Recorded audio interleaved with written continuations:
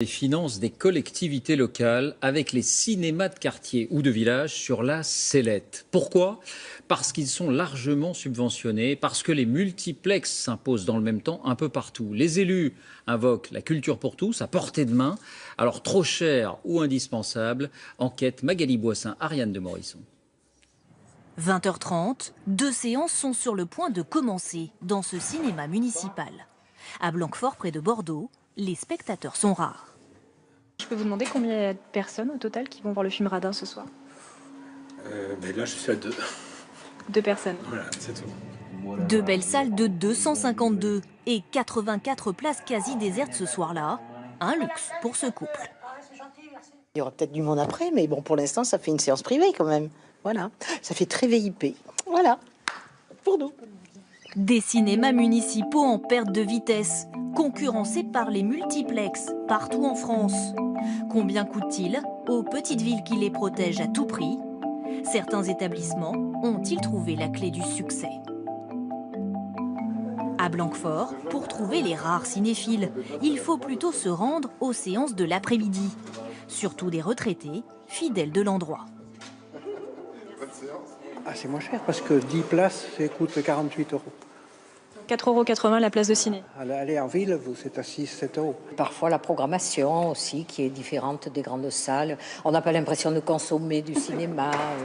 Problème, depuis l'ouverture d'un multiplex à 5 km seulement, et ses 10 films en permanence à l'affiche, les recettes de la billetterie à Blanquefort se sont effondrées, moins 55% en 4 ans.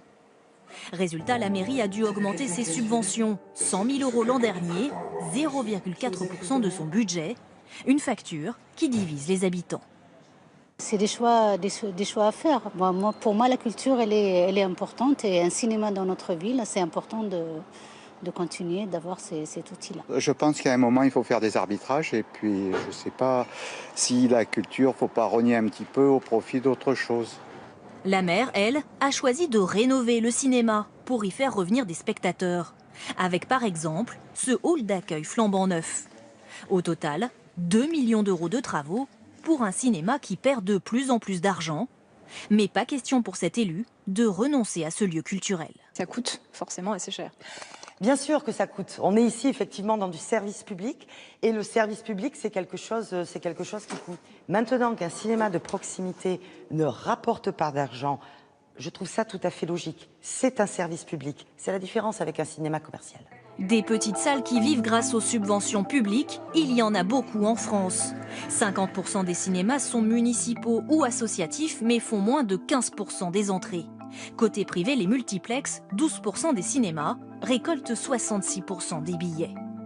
Mais pour certains cinémas municipaux, le succès est au rendez-vous. Ici, dans cette petite commune de 5000 habitants du Pas-de-Calais, aucun multiplex à la ronde. Alors le cinéma local se porte mieux. Est-ce que vous êtes content de venir au cinéma Le Régency? Sa programmation, entre films grand public et art et essai, séduit les habitants, plus 30% d'entrées en 3 ans.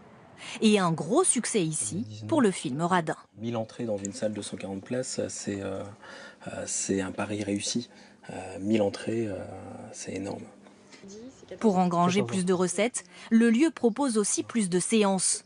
Aucune fermeture au mois d'août, contrairement à la plupart des cinémas municipaux. Cet après-midi-là, la mairie invite les seniors au cinéma. C'est la mairie qui vous permet de venir au cinéma? Oui. Gratuit ou bien je paye, j'y viens pas. Je regarde la télé. 800 € de tickets offerts, qui s'ajoutent aux 70 000 € de subventions versées par la commune chaque année. Un bon investissement, selon cet élu. Vous allez bien? Du point de vue du rayonnement de la ville, du point de vue du confort, d'accès culturel à des gens qui quand même sont en milieu rural et n'auraient pas forcément le courage ou l'envie ou la disponibilité pour aller voir le cinéma ailleurs. Moi, je trouve que c'est impératif qu'on protège ce genre de structure. Salut les bitches. Protéger le cinéma pour donner aussi un coup de pouce à l'économie locale. Certains restaurants de la ville font jusqu'à 50% de chiffre d'affaires en plus le samedi soir, avant un film à succès. Le Régency réfléchit, lui, à s'agrandir, toujours avec le soutien de la mairie. La suite des